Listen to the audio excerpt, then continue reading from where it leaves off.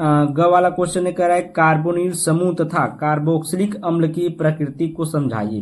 Carbonyl समूह, ये देखिए आपको कोड बता दे 347 Kb है, ठीक है। दूसरा सेट है, ये दूसरा सेट है, ठीक है। कार्बोनिल समूह क्या होता है, तो यहाँ पर देखिए कार्बोनिल समूह का मतलब है CO डबल बांड, ठीक है। C डबल बांड O है, यानी कि ये यहाँ से जो ऐसे बांड दिख रहा है ये कार्बन से, किसी कार्बन से जुड़ा हुआ है, ठीक है, जिसमें कार्बन परमाणु दो अन्य परमाणुओं से बंधा होता है। कार्बोनिल यौगिक जिसमें केवल हाइड्रोजन, एल्काइल या एरिल समूह कार्बोनिल कार्बन परमाणु से बंधे होते हैं, ठीक है। इसमें कह रहा है कि जो कार्बोनिल समूह का जो कार्बन परमाणु होता है ना, ये किससे बंधा होता है, दो अलग अलग परमाणुओं से, यानी कि देखिए यहाँ पर ऑक्सीजन से है तो यहाँ पर कार्बन से होगा, ठीक है, बना होता है। एल्डिहाइड या कीटोन कहलाते हैं। ये क्या कहलाते हैं, एल्डिहाइड या कीटोन कहलाते हैं। तो इसको हम लोग कीटोन कहेंगे। अगर इसमें H लग जाएगा तो ये एल्डिहाइड होगा, ठीक ना। RCHO एल्डिहाइड हो गया, RCOR क्या हो जाएगा, कीटोन हो जाएगा, ठीक है।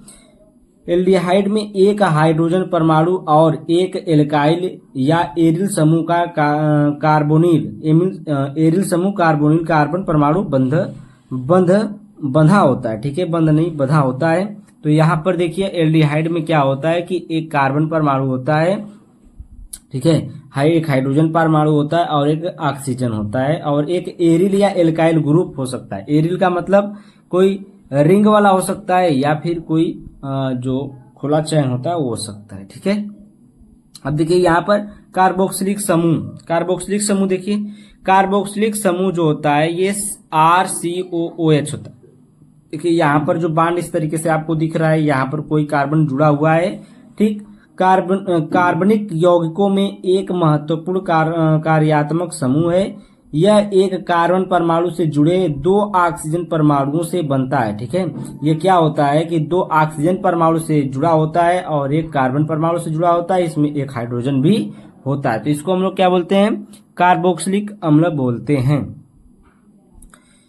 परमाणु, यह एक कार्बन परमाणु से जुड़ा दो ऑक्सीजन परमाणुओं से बनता है, जिनमें से एक डबल बांड द्वारा और दूसरा सिंगल बांड द्वारा जुड़ा होता है। जैसा कि संरचना यहाँ पर देखिए आप लोग, यहाँ पर देखिए COOH है, यहाँ पर C देखिए एक डबल बांड से ऑक्सीजन से जुड़ा है और दूसरा जो है एल्कोहल OH ग्रुप है, तो यहाँ पर सिंगल बांड से जुड़ा हुआ है। जैसा कि मतलब इसमें लिखा हुआ उसी प्रकार से संरचना को समझाना है, ज्यादा कुछ नहीं। यहाँ पर देखिए